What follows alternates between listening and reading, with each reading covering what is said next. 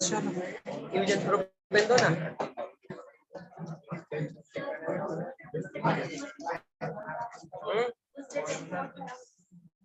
क्या कह रही? किससे लिखूं? किससे लिखूं? इसका पेन आता है वो, मैं तो हाथ से हाथ का ना, मेरा नाखून नहीं है, मेरे सब्जी थोड़े बनाता हूँ नाखून से। इससे लिखने पे खराब होगा। इससे ये हाथ से तो ज्यादा सॉफ्ट है। ऐसे मैं लिखूं क्या? नाखून खराब हो गया तो। चलो ये आवाज नहीं, देख लो ध्यान, इसमें फॉर्मूले ज्यादा नहीं है। सबसे फर्स्ट फॉर्मूले है कौन सा? वेवलेंथ नहीं, रेडियस ऑफ न्यूक्लियस। रदरफोर्ड ने दिया था R naught, R N equal to होता है आर नॉट ए के power 1/3 radius of nucleus. Atomic structure.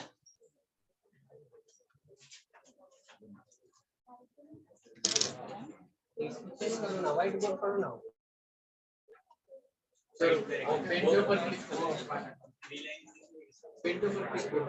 यहाँ पे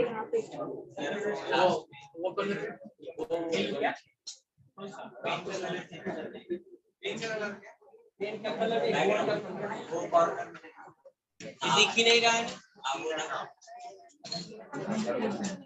वाइट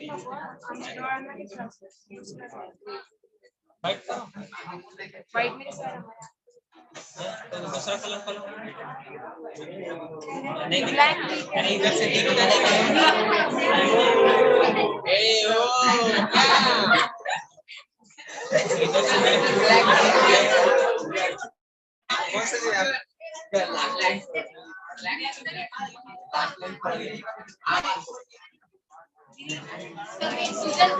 ऐसे यहाँ पे लिखने पे दिखता नहीं है, इसमें कान पे बजेगा।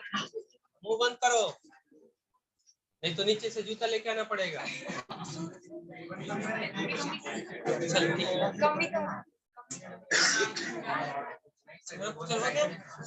हो गया। चलो मुझे चाहिए। चलो atomic structure, radius of nucleus. R N का फॉर्मूला है आर नॉट ए के पावर 1/3। सबसे जो छोटा है रेडियस ऑफ एटम कितना रेंज में होता है? -15 मीटर में। और रेडियस ऑफ न्यूक्लियस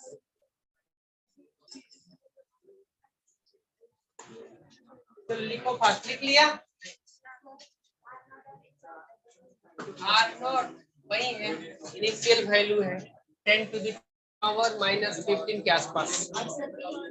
ये जो है ये क्या है? Mass number.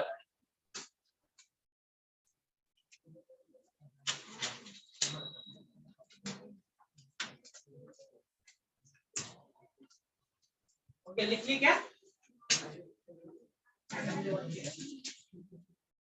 एटम के बाद क्या है?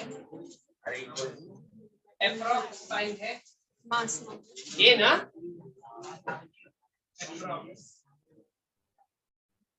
चलिए फास्ट लिखे, फास्ट हो गया क्योंकि 2 चैप्टर खत्म करना है। क्योंकि हम आज कितना तारीख हो गया? 4 क्लास में हमको केमिकल बॉन्डिंग भी खत्म करना है, आईपीसीएम भी खत्म करना है, और जो भी सारे फॉर्मूले वो भी खत्म करना है। Radius of nucleus will be R naught, एक बार में स्टार दिया है। रेडियस ऑफ एटम कितना होता है? 10 टू द पावर -15 मीटर के रेंज में होता है। और रेडियस ऑफ जो न्यूक्लियस है 10 टू द पावर -10 के रेंज में होता है। हो गया? नहीं सर, चलो नहीं सर। कौन बनेगा करोड़पति? थोड़ा फास्ट लिखिए। चलो रेडियस का फॉर्मूला बोलो। अच्छा एक रेडियस से मैक्स प्लैंक वाले देख लेते हैं। मैक्स प्लैंक क्वांटम थियरी में भी 4-5 फॉर्मूले हैं, नहीं याद है?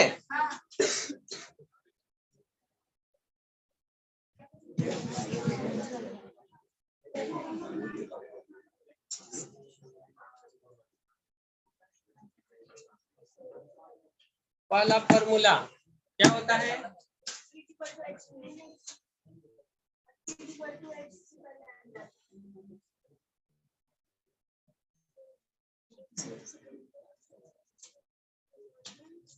या E equal to NH nu भी कह सकते हैं, E equal to NH C by lambda भी कह सकते हैं, NH न्यू बार। इसका मतलब क्या है?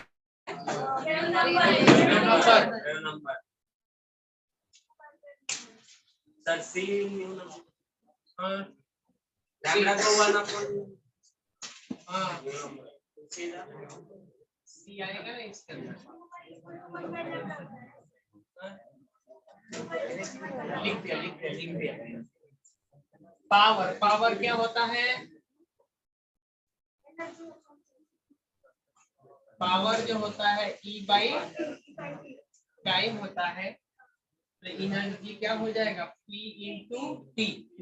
और एनर्जी के तो बहुत सारे फॉर्मूले हैं अपने पास, लिख के हो गया? इतने नजदीक कैसे आ गया?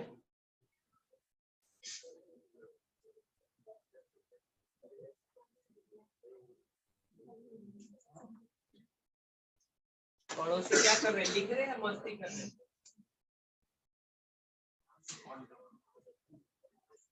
लिख लिए क्या? अभी आपको लिखना है फास्ट, क्योंकि नहीं तो खत्म नहीं होने वाला है। एक तो जो अच्छा है वो लिख के चले जाएंगे। चलिए, तो energy equal to P into T है। एनर्जी के जगह पे हम लोग अगर NH न्यू रख ले तो PT एक फॉर्मूला हो गया, PT equal to NH nu. ये फॉर्मूले कब काम आता है? अगर बल्ब का पावर वगैरह निकालना है तो दे देगा कि देखो एक क्वेश्चन है, ये बल्ब दिया है जिसका पावर इतना है, इतना टाइम अगर जल रहा है तो कितना एनर्जी निकला होगा। या अगर जो लाइट निकल रहा है अगर उसका फ्रीक्वेंसी इतना है तो उसका लैम्डा निकालो। इसको ऐसा भी लिख सकते हैं ना, NH C बाई लैम्डा। अच्छा N क्या होता है? नंबर ऑफ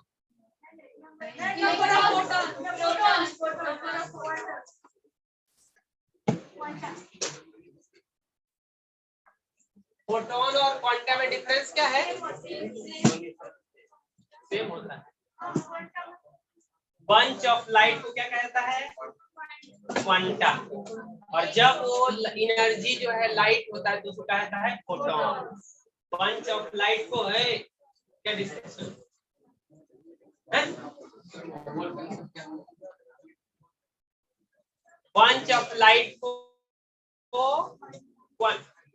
क्वांटा कहा जाता है। और जब एनर्जी जो है अगर लाइट एनर्जी हो तो उसको फोटोन कहा जाता है। Number of photon. प्रोटॉन मत लिख देना। अच्छा, जब इलेक्ट्रॉन एक जंप मारता है तो कितने फोटोन निकलता है? अगर एक ऑर्बिटल से दूसरे ऑर्बिटल पे कूदेगा तो कितने फोटोन? लिख लो आप नोट देकर। 10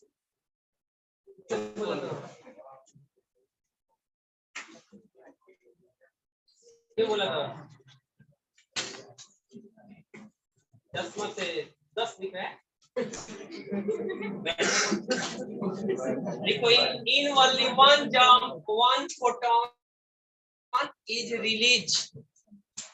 In only one jump of electron, one photon is associated. In only one jump, only one photon is associated. ऐसे क्यों लिख दिया? क्योंकि वो रिलीज भी हो सकता है और एब्जॉर्ब भी हो सकता है। हो गया। तो इसमें इतना ही फॉर्मूले हैं। अभी हम लोग लिखते हैं रदरफोर्ड। रदरफोर्ड के पहले और कोई साइंटिस्ट है? Bohr's atomic theory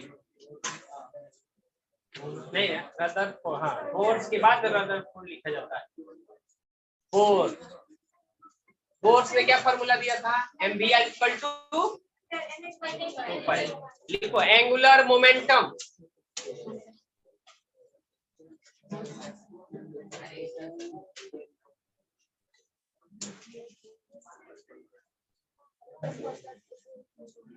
mvr equal to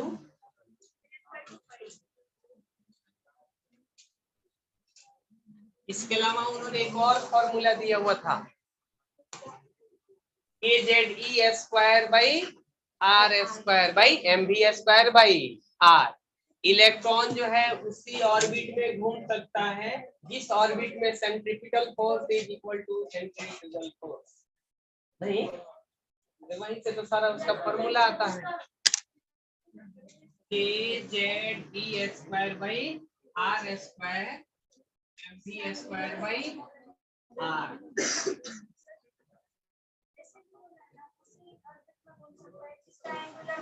हाँ, तो वहां से फॉर्मूले नहीं आता है ना, वहां से फॉर्मूले नहीं आता है ना। रेडियस का फॉर्मूला, वेलोसिटी का फॉर्मूला, इन दोनों इक्वेशन को यूज करके आता है। चलो बोलो रेडियस का फॉर्मूला।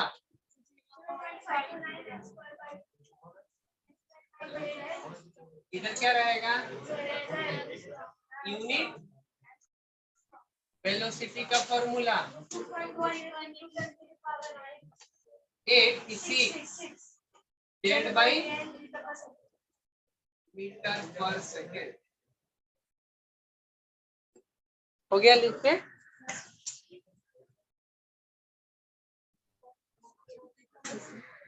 क्या ये क्या है काका? ये क्या है कोई बताएगा?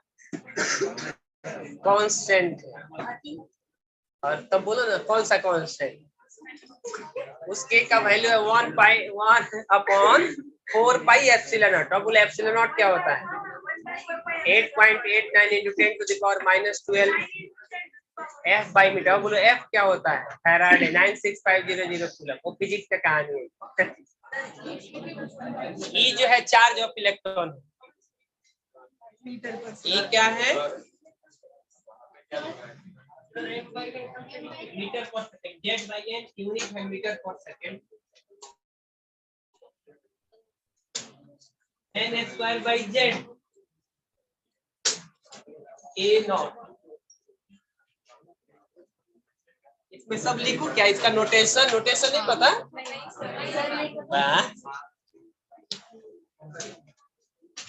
Charge of electron. जेड क्या है? Atomic number. एम क्या है? ये लिख ले यहां तक। अभी अगर बात करता हूं पकड़ा गया तो तुमको बाहर निकालूंगा, ठीक है? हाँ, चलिए तब तो बहुत टाइम लगेगा। आप लोग को नोटेशन नहीं याद है तो लिख रहा। ये जो है कांस्टेंट है, इसका वैल्यू होता है 4 pi epsilon not. Epsilon not क्या है? फिजिक्स वाले पढ़ाएंगे परमिटिविटी। और एप्सिलॉन नॉट का वैल्यू कितना होता है? 8.89 into 10 to the power -12 F by metre. अब कोई बोलेगा F क्या होता है?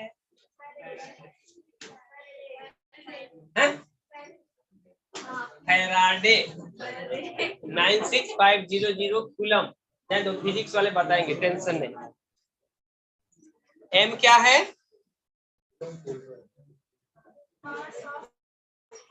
मास ऑफ इलेक्ट्रॉन कितना? 9.231 into 10 to the power -31। बाकी इंग्लिश पड़ोसी बोलेगा। लिख लिया? चलो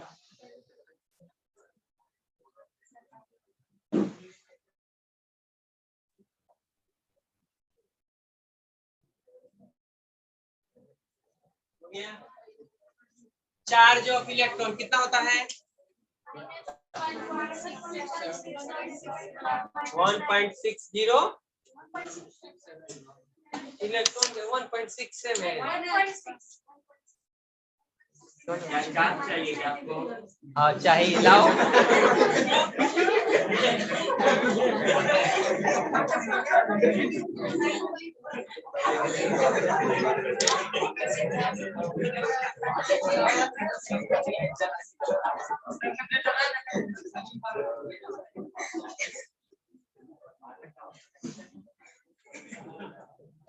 ऐसे खोल के लेके आ रहा है क्या?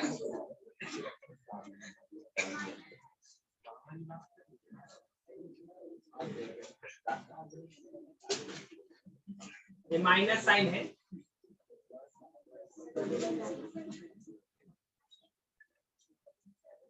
चलो मास ऑफ प्रोटॉन बता दो। 1.27। अच्छा मास ऑफ न्यूट्रॉन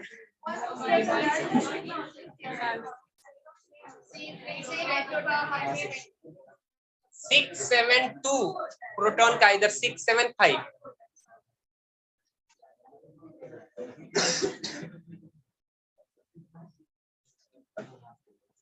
ओके गड़बड़ है क्या?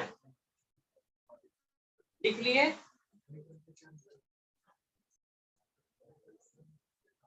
गड़बड़ है क्या? हाँ पे चाहिए ना, थोड़ा फास्ट लिखे। तो यहाँ पे क्यों रखे? जब यहाँ से गिर गया इधर तो लिख लिए क्या?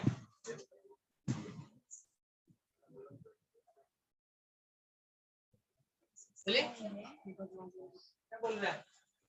1.672। चलो इसमें फॉर्मूले हो गया। अच्छा टोटल एनर्जी का फॉर्मूला नहीं लिखा ना हमने? टोटल एनर्जी का फॉर्मूला टी, समझ जाएंगे? टोटल एनर्जी फॉर्मूला होता है -13.6 इलेक्ट्रॉन वोल्ट पर एटम। जूल में भी और बहुत सारा फॉर्मूला होगा, याद है? -2.18 इंटू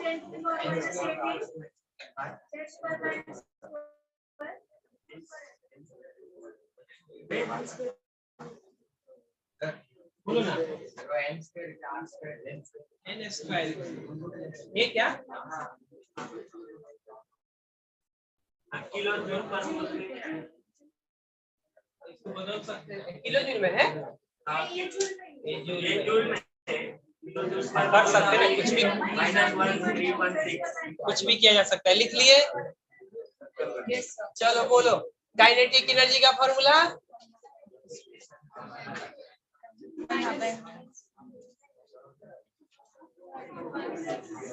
लिख लिया क्या?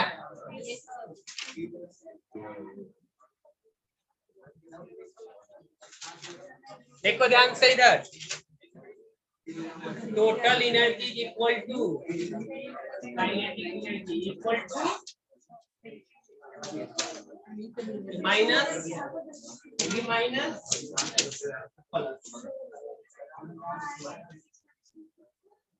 Total energy equal to kinetic. Physics में वही है जो भी होगा।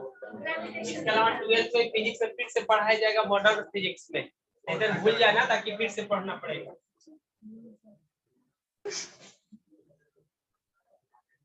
आयोनाइजेशन एनर्जी का फॉर्मूला बताओ। आयोनाइजेशन एनर्जी या आयोनाइजेशन पोटेंशियल या आयोनाइजेशन एंथैल्पी।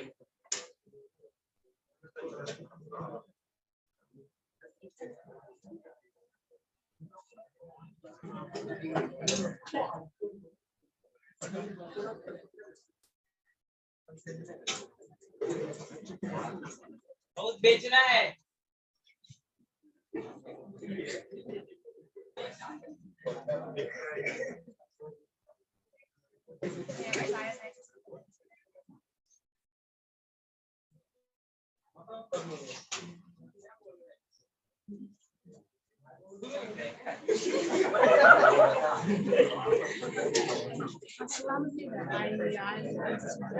एनर्जी मेंटल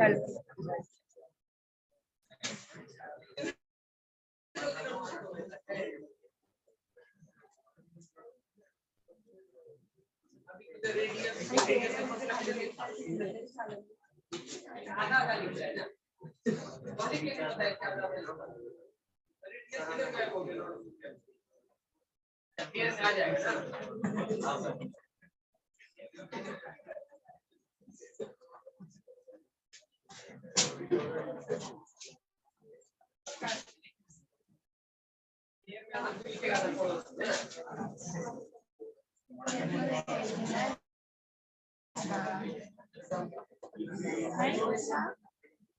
चलो इसका फॉर्मूला याद है क्या?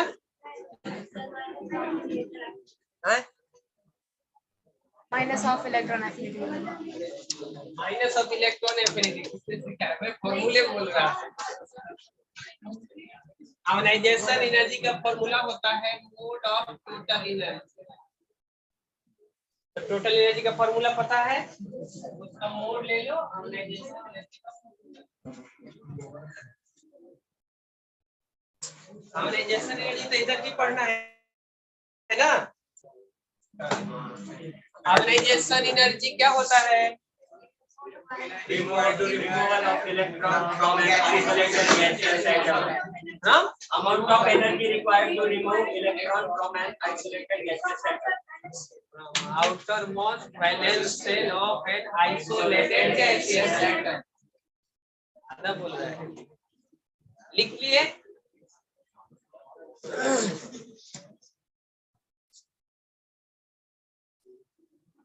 तो मैं भी लिख के छोड़ दिया, तो आपने भी छोड़ दिया। फॉर्मूला छोड़ दिया।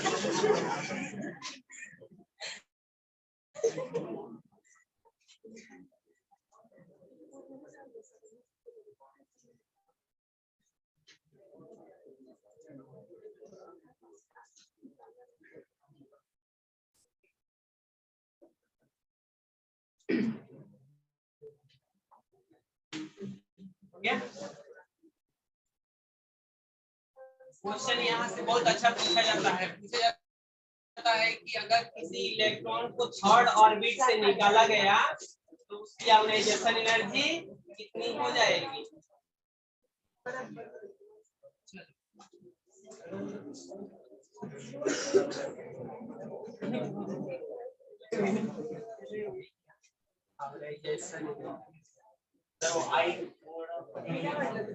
Averagation is equal to mode of total energy.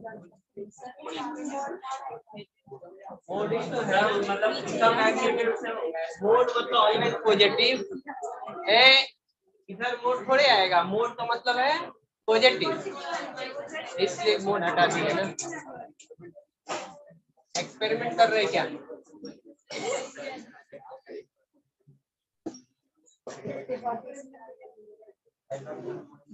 चलो अभी हम लोग फॉर्मूला लिखते हैं इसका, de Broglie hypothesis. Dual nature of particles.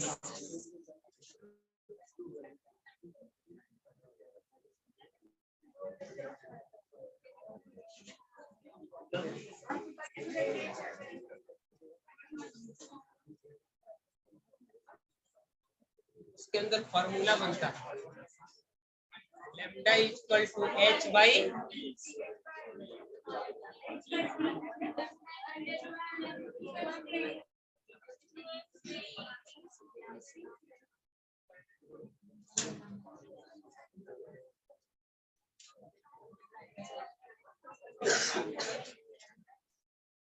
Electron का मास चार्ज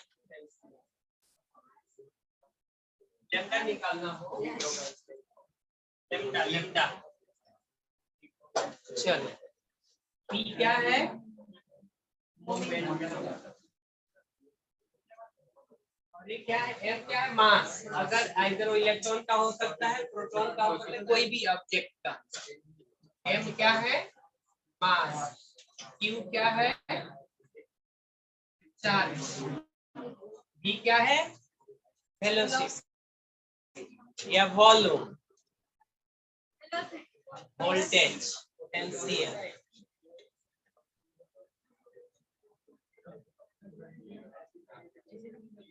फिजिक्स में सिखाएंगे या सिखाएगा होगा वर्क क्या होता है? Q into V, charge into voltage. तो वही फॉर्मूला रिप्लेस हो रहा है। काइनेटिक एनर्जी जो होता है वही फॉर्मूला तो वर्क डन के बराबर आएगा ना। काइनेटिक एनर्जी के जगह पे मैंने क्या रख दिया? Q into V।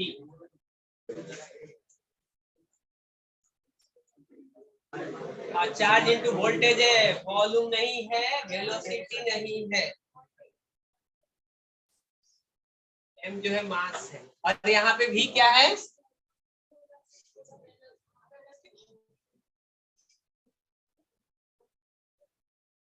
और लेमडा क्या है? और एच क्या है? वैल्यू कितना? 6.67 इंटू 10 पावर। आधा बोलो, आधा पड़ोसी के नाम। यूनिट, यूनिट क्या होगा?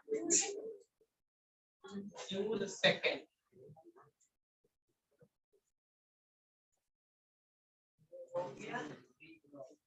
देखेंगे हाइजेनबर्ग अनसर्टेनिटी प्रिंसिपल। लिखिए क्या?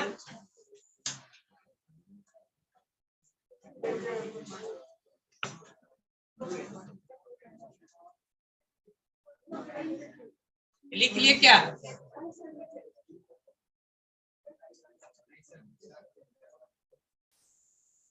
क्या होता है हाइजेनबर्ग अनसर्टेनिटी प्रिंसिपल? मैं बोला होता क्या है तो बोल रहा है। अरे होता क्या है?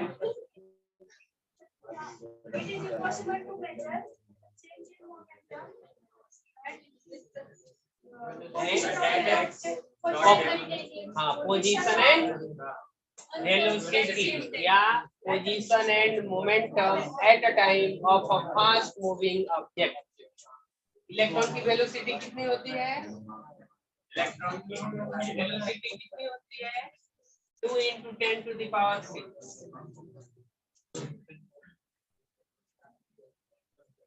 तो अगर इलेक्ट्रॉन का वेलोसिटी जो देखा जाता है, अगर 2000 किलोमीटर का डिस्टेंस हो, 2000 किलोमीटर यानी इलेक्ट्रॉन जो है 1.5 टाइम, 1 सेकेंड में 2000 किलोमीटर जाके चलाए।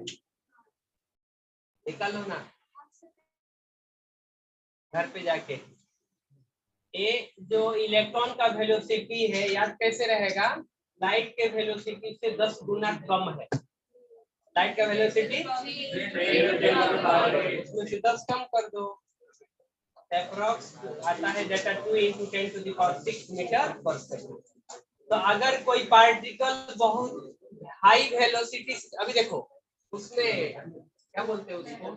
फैन है। फैन क्या? ब्लेड्स है ना। अभी मैं बोलूं इधर वाले ब्लेड्स का वेलोसिटी निकालो, तो जब वेलोसिटी निकाले जाएंगे तो कहीं और चला गया रहेगा।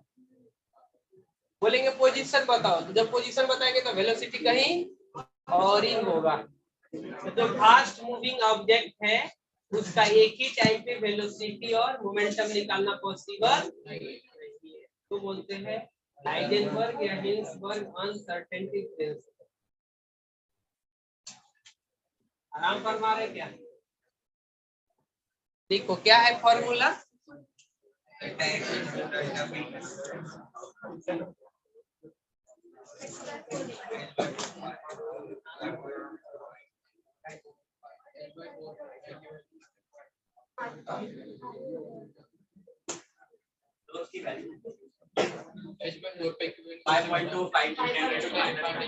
इसकी वैल्यू 5.25 into 10 power minus 35.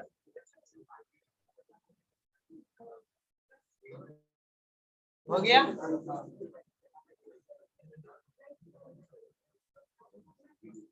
चलो अभी लिखते हैं।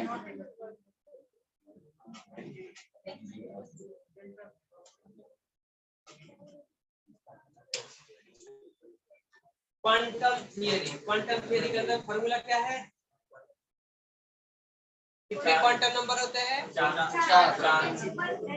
प्रिंसिपल एजीमुथल और मैग्नेटिक एंड स्पिन क्वांटम। देखो ध्यान से, एन जो है अगर नंबर ऑफ ऑर्बिट बता रहा है तो नंबर ऑफ सब सेल क्या होता है?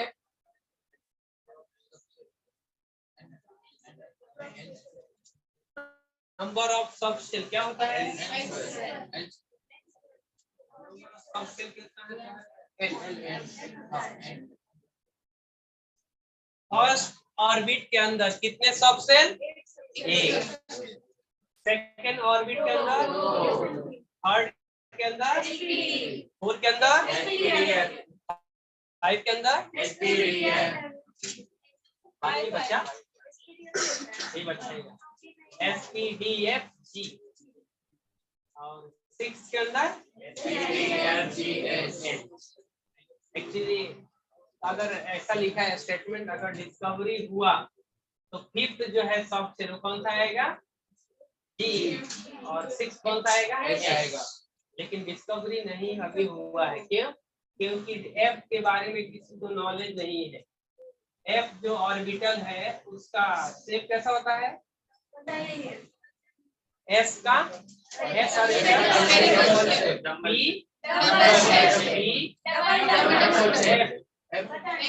कॉम्प्लेक्स। अगर एफ कॉम्प्लेक्स है तो उसके आगे आने वाला double complex.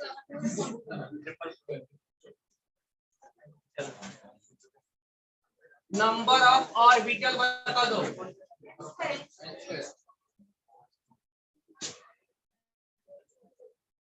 Number of electron बताओ।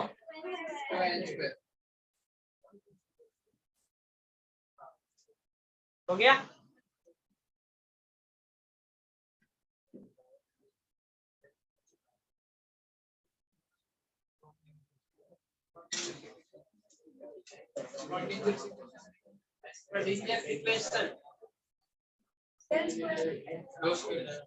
लिख दूं क्या?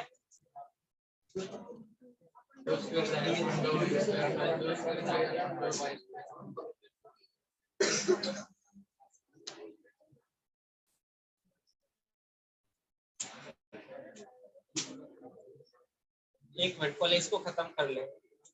मैग्नेटिक मोमेंट कैसे निकालते हैं?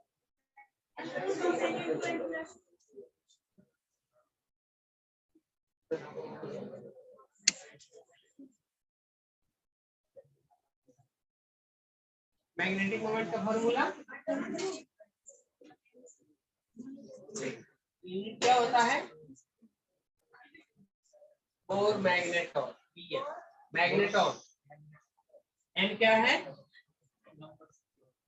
नंबर ऑफ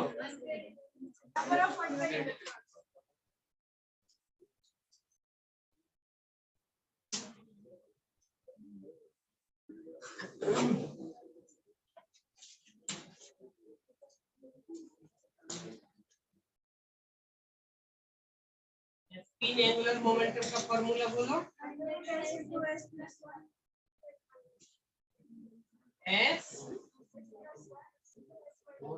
एच बाई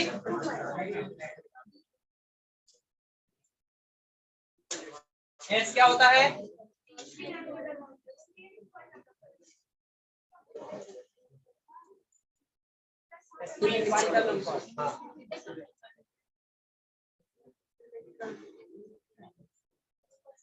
हम लोग यहाँ पे एस क्या लेते हैं?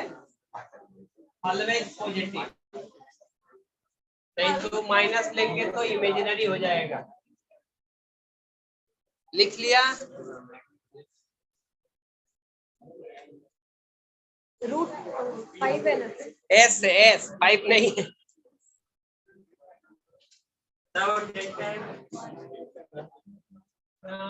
And under root. n plus 2 bm, n plus 2 bm bore magneton. bm का मतलब होता है बोर मैग्नेटॉन। हो गया। स्पिन मल्टीप्लिसिटी सीखा है क्या? नहीं।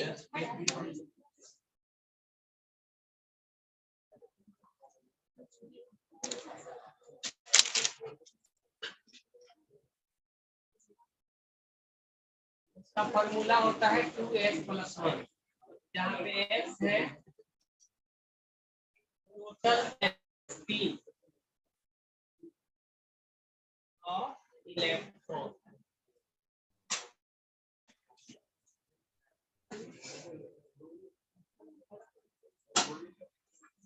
डायग्राम बना रहे हैं।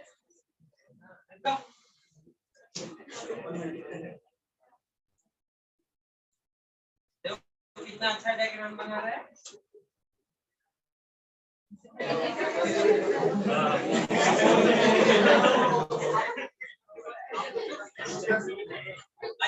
नहीं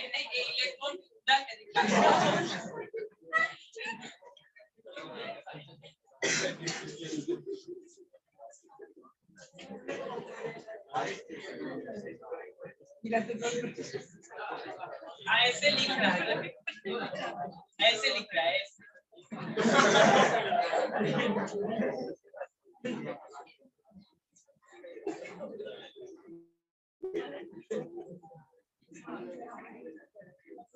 कहीं दूसरे प्लानेट से आ गया क्या? हो गया।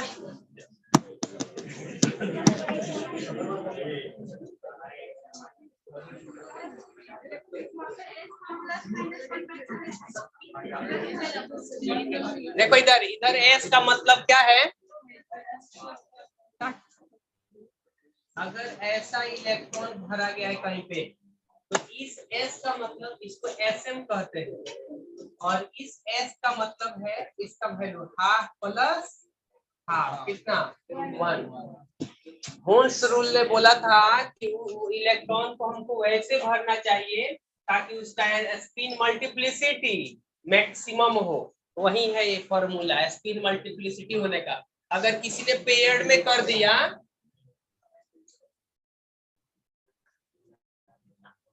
तो उसके लिए एस कितना, तो हम लोग को ऐसे भरना सिखाया गया ना, करेक्ट ना? तो इसके लिए एस निकाला जाता है और एस निकाल के इस फॉर्मूले में रखा जाता है, तो स्पिन मल्टीप्लिसिटी आता है। तो हम लोग को इलेक्ट्रॉन को वैसे भरना चाहिए ताकि उसका स्पिन मल्टीप्लिसिटी मैक्सिमम हो।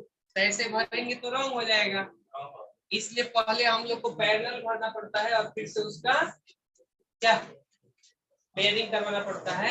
सबसे पहले पूरा बैलेंस शेप को भरना पड़ता है, उसके बाद हाँ तो वैसे ही भरा गया ना। हाँ तो फिर बाद में हाँ तो वही तो हुआ है। इसमें क्या हुआ है? हाँ ऐसे ना, हाँ ऐसे नहीं हो सकता कि रॉन्ग हो रहा है। बहुत होशियार। लिख लिए क्या? अब समझ गया इसका मतलब? चलो अभी ये भी खत्म हो गया। और क्या? अब कौन सा फॉर्मूला? सब खत्म।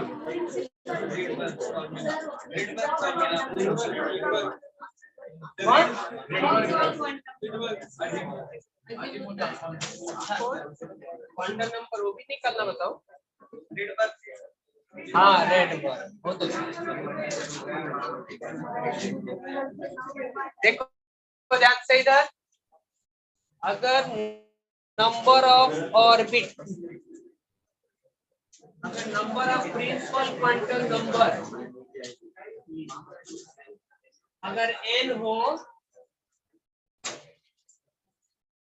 तो एजीमुथल क्वांटम नंबर क्या होगा?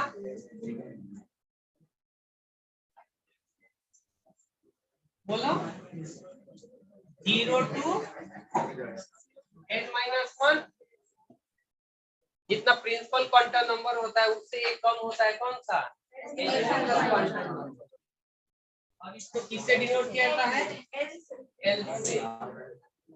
तो मैग्नेटिक क्वांटम नंबर कैसे निकल आता है? प्लस एल 0 और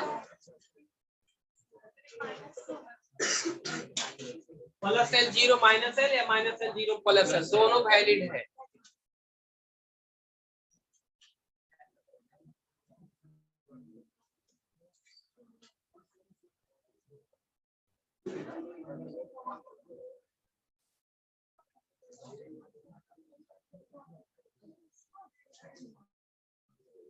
नहीं सुधरने वाला क्या? नहीं सुधरने वाला? हॉल में बैठा है, से बैठो ना।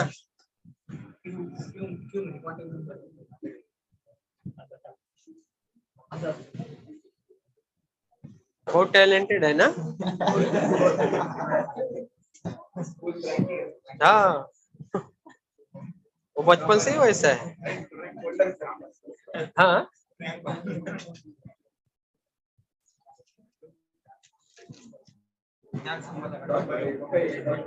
पढ़ाई लिखाई छोड़ के बाकी सब काम कर रहा है ना?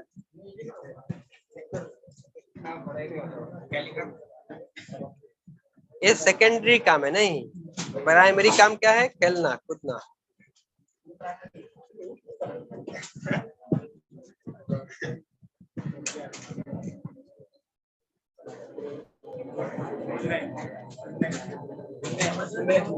रेडियल नोड और चलो रेडियल नोड, नोड सीखे है क्या?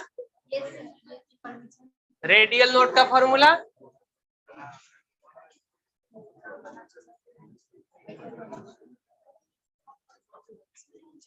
Radial node n-l-1। Radial node का दूसरा नाम है स्फेरिकल नोड।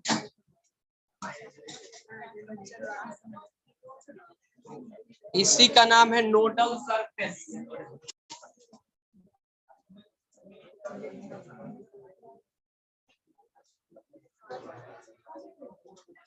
एंगुलर नोड का फॉर्मूला होता है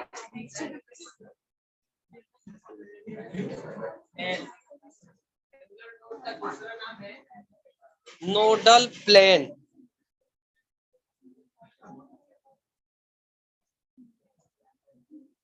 इसका ग्राफ बनाया था क्या? ग्राफ नहीं बनाया था?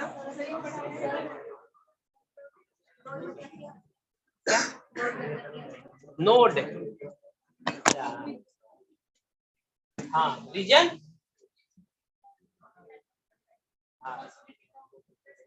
चलो देखो इधर ध्यान से। ऑर्बिट के अंदर सब ऑर्बिट, सब ऑर्बिट के अंदर ऑर्बिटल या ऑर्बिटल, उसके अंदर डोम और नोड, उसके अंदर बैठा है इलेक्ट्रॉन। तो डोम का मतलब होता है, डोम मतलब डोम नहीं, डोम मतलब इसमें कौन डोम कौन चमा रहा है बोलो? कौन किस पॉइंट को डोम बोला जाता है? इसको, और इसको नोड बोला जाता है। तो इलेक्ट कहाँ के स्टोरी सुना रहा है? लास्ट तब से देख रहा है, समझ गए ना? इसको नोड कहा जाता है और इसको डोम कहा जाता है। तो ऑर्बिटल क्या होता है? ऑर्बिटल का भी वही डेफिनेशन है कि किसी भी ऑर्बिट के बाहर या किसी भी ऑर्बिट के अंदर वह स्पेस जहां पे इलेक्ट्रॉन की फाइंडिंग प्रोबेबिलिटी ज्यादा हो, है ना? और उसके अंदर फिर से बोला जाता है कि डोम पे जो है इलेक्ट्रॉन की फाइंडिंग प्रोबेबिलिटी सबसे ज्यादा होता है और नोड पे कम। रेडियल नोड, एंगुलर नोड अभी नहीं पढ़ाएंगे ना, तभी मेरे को टाइम लग जाएगा। तो 1 घंटे का डिस्कशन है, चलो आगे हो गया, क्योंकि इस पे ग्राफ है, बाद में देखेंगे। तो अच्छा नोडल प्लेन होगा। टोटल नोड का फॉर्मूला क्या होगा? दोनों को जोड़ दो ना। टोटल नोड का फॉर्मूला क्या हो जाएगा? n-1। बहुत अच्छा क्वेश्चन बनता है।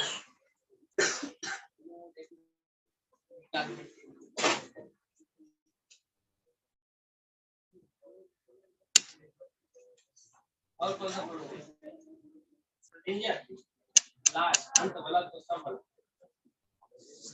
किसी को याद है क्या श्रोडिंजर्स वेव इक्वेशन?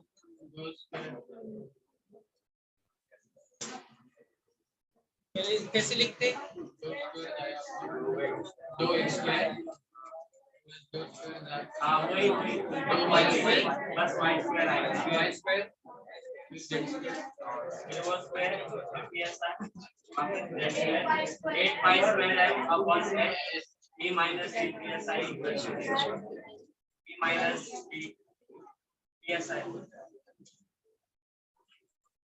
ई क्या है? ई क्या है? Velocity, potential energy.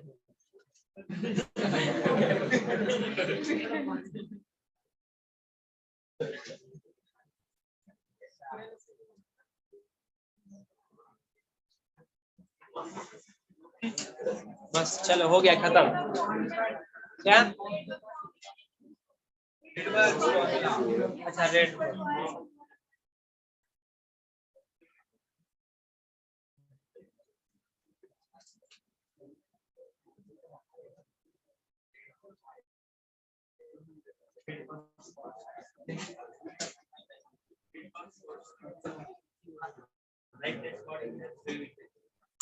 स्क्वायर होता है क्या?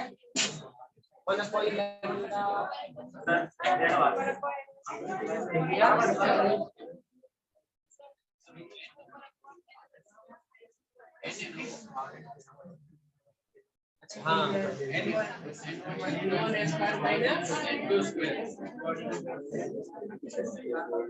आर का वैल्यू बताओ। 1.09677 सेंटीमीटर इक्वल। इसी को लिखा जाता है 10 to the power 7 मीटर। लिख लिए। चलो अगला चैप्टर थर्मोडायनेमिक्स।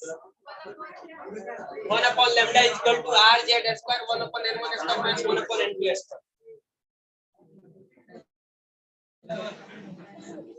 n1 बड़ा या n2?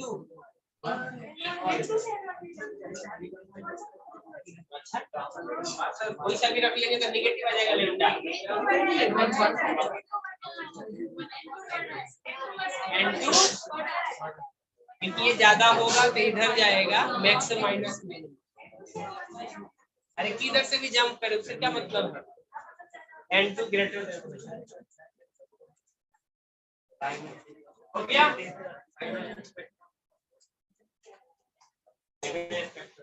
वो भी पढ़ गया लाइमन नॉर्मल पार्शियल ब्रैकेट नहीं उसका formula spectrum n2 minus n1 plus 1 upon 2 number of spectral line. लिखते क्या बोल रहे हैं ना?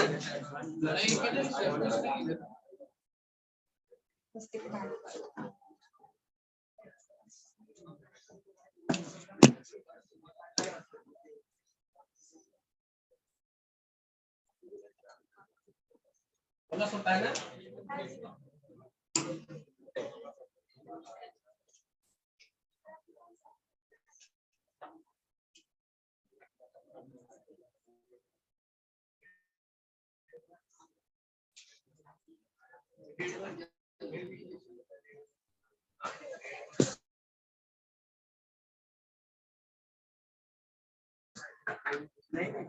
फिजिकल बॉन्डिंग को क्या समझाना है ना, फॉर्मूला थोड़े लिखना है सर। मतलब केमिकल बॉन्डिंग कितने टाइप का बॉन्डिंग होता है? देखो ध्यान से सुनो, ये समझा तो केमिकल बॉन्डिंग। बॉन्डिंग जो है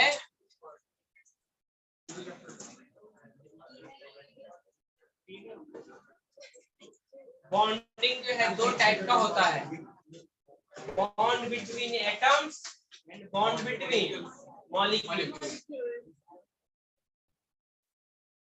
क्या लेक्चर दे रहा है?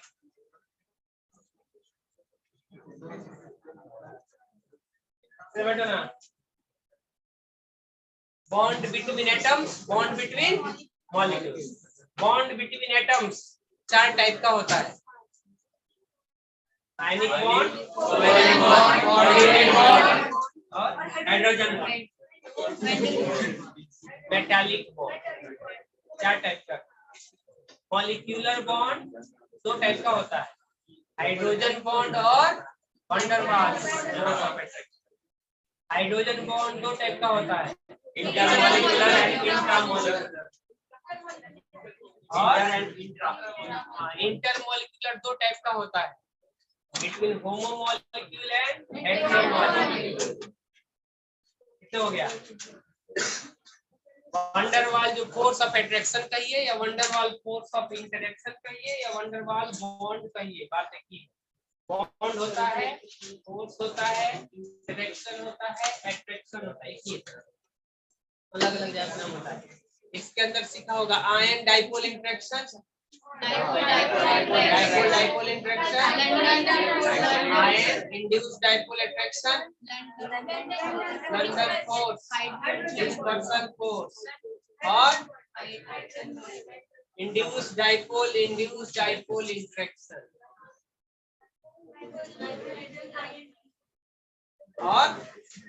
और सीखा होगा बनाना बॉन्ड,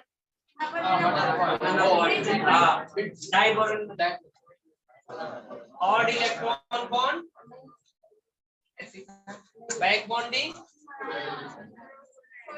बस चैप्टर खत्म। नहीं चैप्टर सब बॉन्ड डायगोनल बॉन्ड पैरामीटर। देखो ध्यान से, आयनिक कंपाउंड के अंदर आपको पढ़ना, क्योंकि अभी सारे टॉपिक पढ़ना थोड़ा पॉसिबल, हम डिस्कस कर लेते हैं। वो लिख दूं क्या टाइप ऑफ बॉन्ड सारे? नहीं, वही समरी लिख दूं क्या?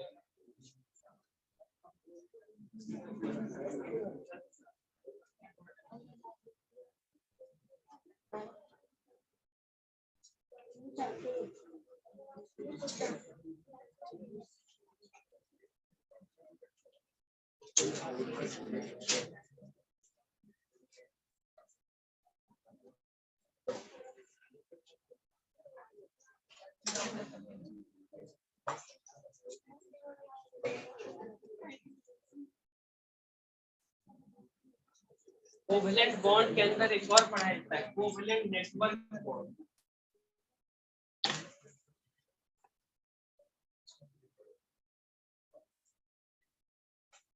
इसके अंदर एक अच्छा टॉपिक है पजांस rule.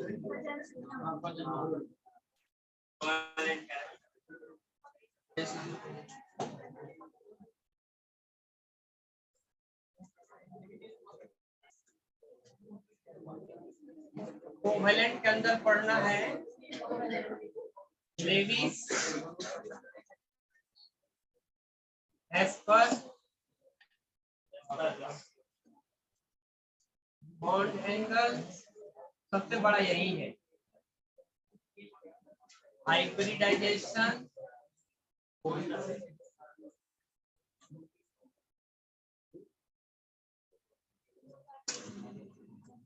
MOT molecular orbital theory, BBT valence bond theory,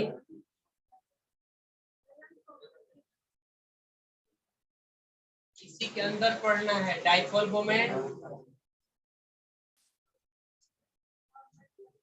dipole moment, इसी के अंदर टॉपिक है पोलर और non polar.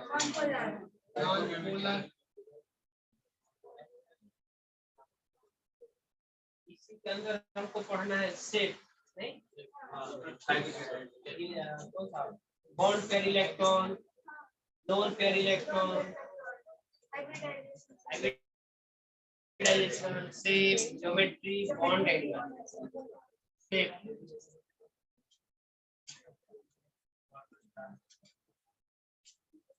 Geometry, formal charge,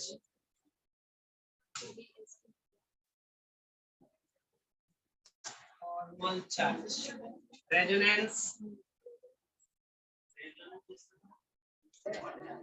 सब किसने पढ़ा? इसमें रेजोनेंस नहीं पढ़ा?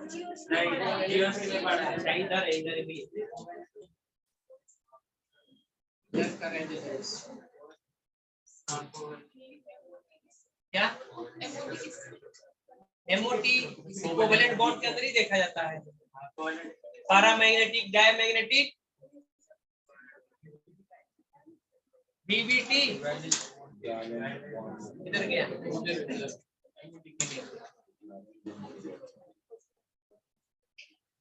Paramagnetic, diamagnetic. अगर किसी ने ऐसे केवल सोच लिया कि हाँ इस टॉपिक पे हमको क्या सीखना है, तब ये चैप्टर खत्म हो जाता है। और कोई टॉपिक सीखा है क्या? लैटिस सिनर्जी सीखा होगा,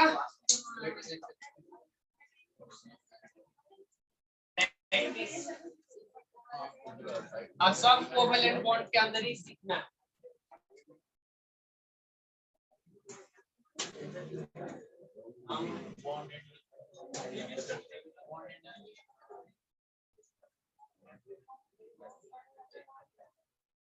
क्या bond angle, bond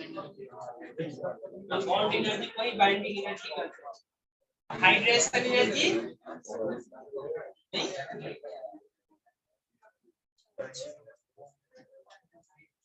hydrated radius नहीं, सब इधर भी है। चलो इतना हो गया। कोऑर्डिनेट बॉन्ड, मेटालिक बॉन्ड लिख लिए।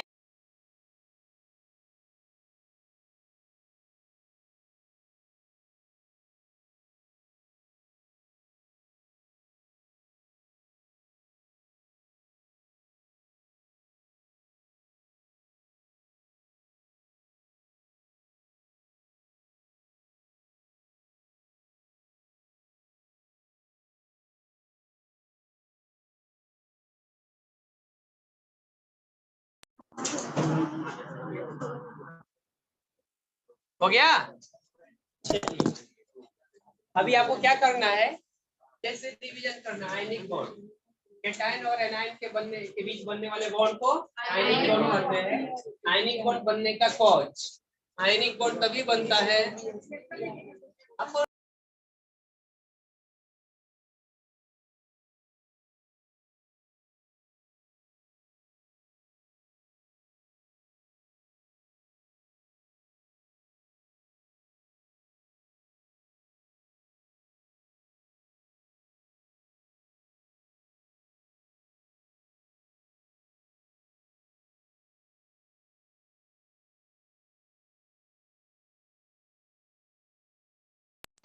और दूसरे का इलेक्ट्रॉन एफिनिटी बहुत ज्यादा होना चाहिए, और उन दोनों के बीच में इलेक्ट्रोनेगेटिविटी का डिफरेंस ज्यादा होना चाहिए,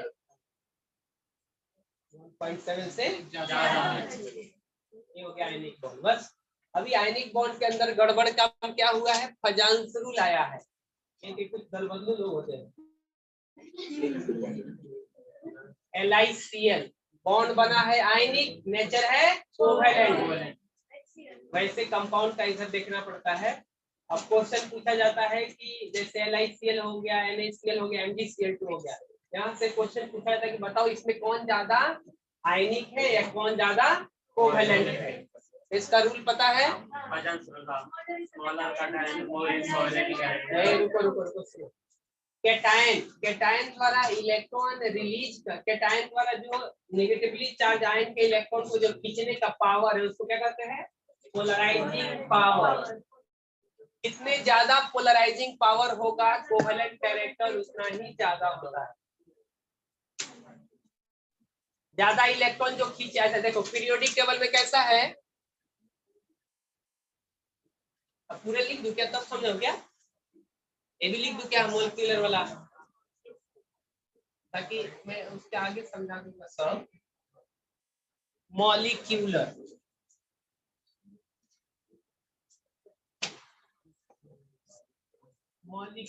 बॉन्ड में दो टाइप हो जाता है, एक हाइड्रोजन बॉन्ड आता है और एक आता है वंडरवाल।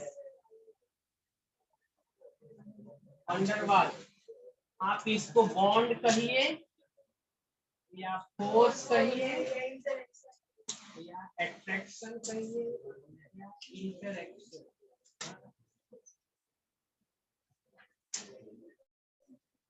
सब अब इसको दो पार्ट में डिवाइड किया गया है, इंटर और intra.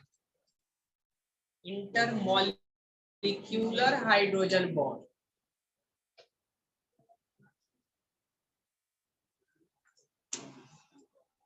Intramolecular hydrogen bond. Inter के अंदर दो टाइप,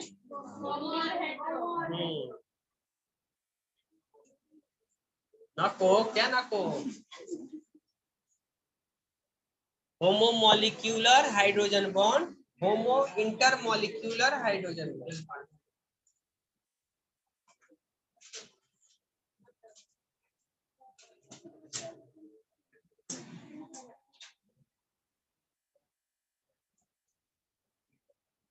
इधर है hetero intermolecular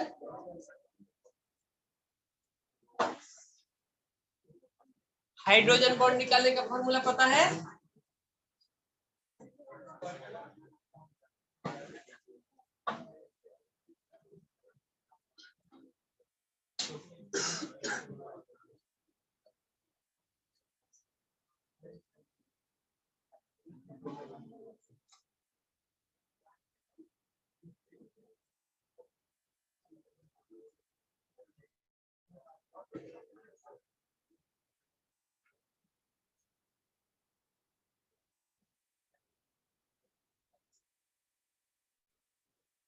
two into minimum number of donor atom और एक्सेप्टर एटम। डोनर एटम होता जो लोन पेयर होता है, किसका लोन पेयर? FON का lone pair. Donor sorry donor atom नहीं, डोनर साइट कहा जाता है, डोनर साइट और एक्सेप्टर साइट। डोनर साइट का मतलब है लोन पेयर ऑफ FON, मतलब फ्लोरीन ऑक्सीजन नाइट्रोजन के जो लोन पेयर होता है उसको कहा जाता है क्या?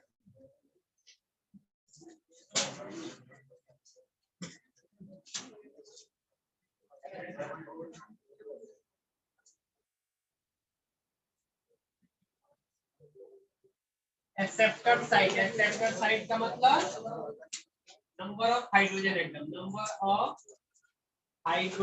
एटम कनेक्टेड विथ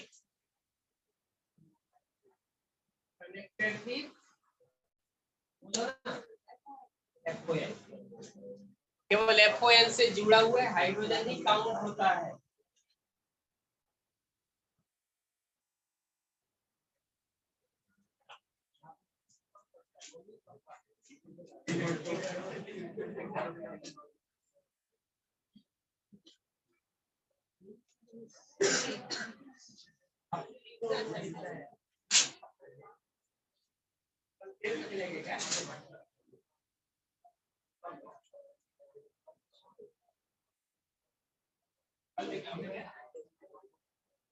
अब लेके आओगे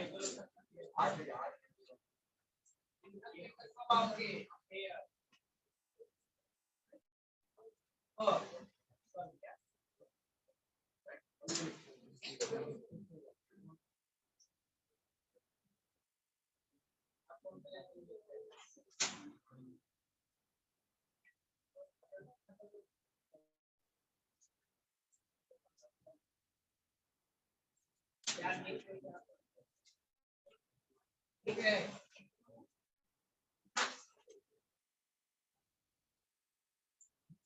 देखो अगर नोटबुक पे नहीं रहेगा तो आप पढ़ाई कैसे करोगे?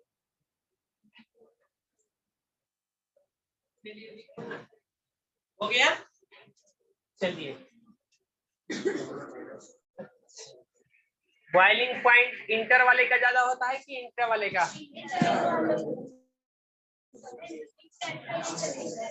इंटर वाले का ज्यादा होता है।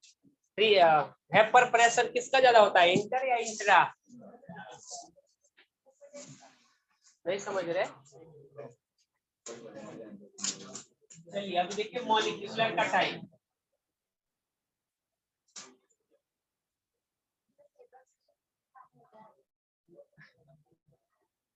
मॉलिक्यूलर के अंदर क्या है, एक सेकेंड, आयन, डाइपोल, दूसरा बोलिए आयन, इंड्यूस्ड डाइपोल, तीसरा क्या है, डाइपोल, डाइपोल, चौथा क्या है, डाइपोल, इंड्यूस्ड डाइपोल,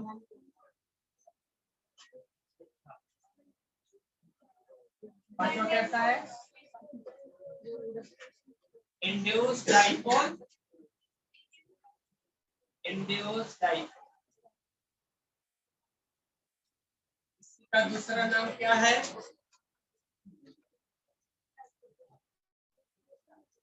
इसी का नाम है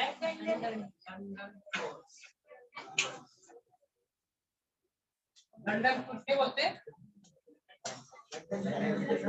तो उसका लंदन में डिस्कवरी हुआ था। अगर अहमदनगर में होगा तो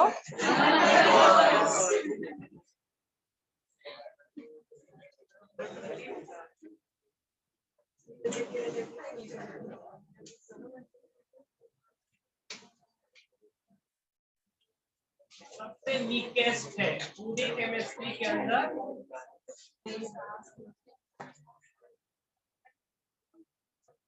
सबसे वीकेस्ट फोर्स है लंदन फोर्स।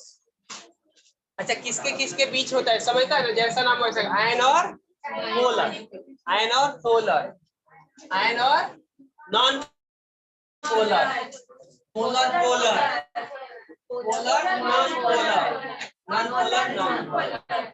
ये कब अराइज होता है, कब लंदन फोर्स कब लगता है,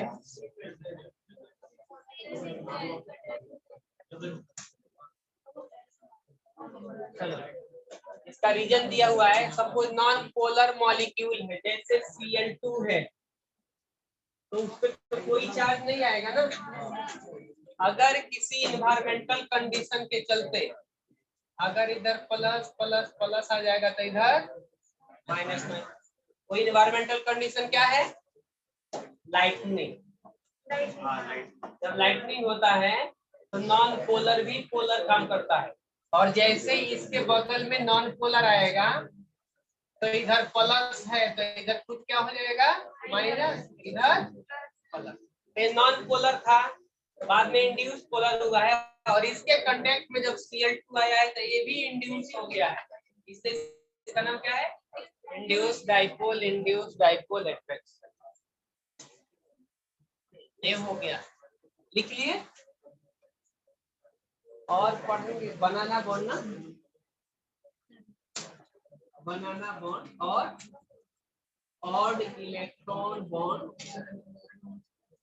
और बैक बॉन्डिंग। बनाना ही बॉन्ड तो 3 सेंटर 2 इलेक्ट्रॉन बॉन्ड कहलाता है ना। अगर इतना बॉन्ड आ गया तो पूरे केमिकल बॉन्डिंग आ गया। फास्ट में एक एक करके खत्म कर देते। बोलू क्या? हो गया? मेन जॉब है ना।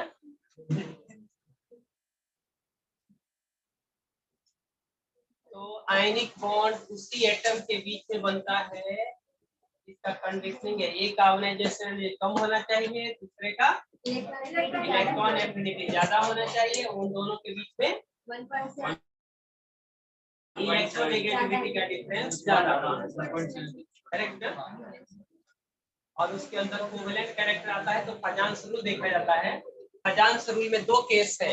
अगर एनायन फिक्स हो तो छोटा कैटायन लार्जर कोवेलेंट कैरेक्टर, समझ रहे क्या? अगर दो केस है, अगर एनायन को फिक्स कर दो तो क्या देखेंगे? कैटायन ना, जैसे LiCl, NaCl, KCl। हमने एनायन को फिक्स कर दिया कैटायन। जितना छोटा कैटायन उतना ही उसका चार्ज डेंसिटी, और जितने ज्यादा चार्ज डेंसिटी उतना ही ज्यादा इलेक्ट्रॉन को खींचेगा। और जो ज्यादा इलेक्ट्रॉन को खींचता है ज्यादा पोलराइज करेगा बॉन्ड को, और उतना ही ज्यादा कोवेलेंट कैरेक्टर होगा। अगर नहीं समझता है तो पीरियोडिक टेबल में S ब्लॉक में सब मेटल, D ब्लॉक में भी सारे मेटल्स, और P ब्लॉक में मेटल्स नॉन मेटल्स। जब हम पीरियोडिक टेबल में लेफ्ट राइट जाते हैं तो कोवेलेंट कैरेक्टर बढ़ता है। ऐसे याद कर लो। और क्योंकि टॉप से लेफ्ट राइट जाने पे साइज बढ़ता है, राइट? साइज घटता है। तो जब साइज घटेगा तो कोवेलेंट कैरेक्टर बढ़ेगा, परमानेंट याद रहेगा।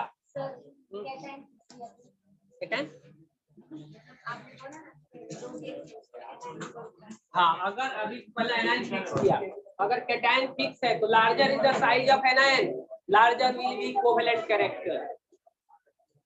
कल पढ़ेंगे।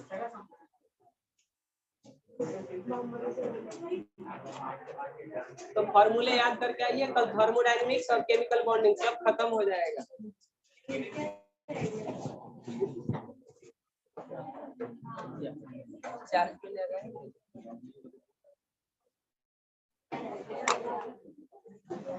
आप क्या करो, एक बार पढ़ के आओ केमिकल बॉन्डिंग, और जो डाउट है वो पूछ लो।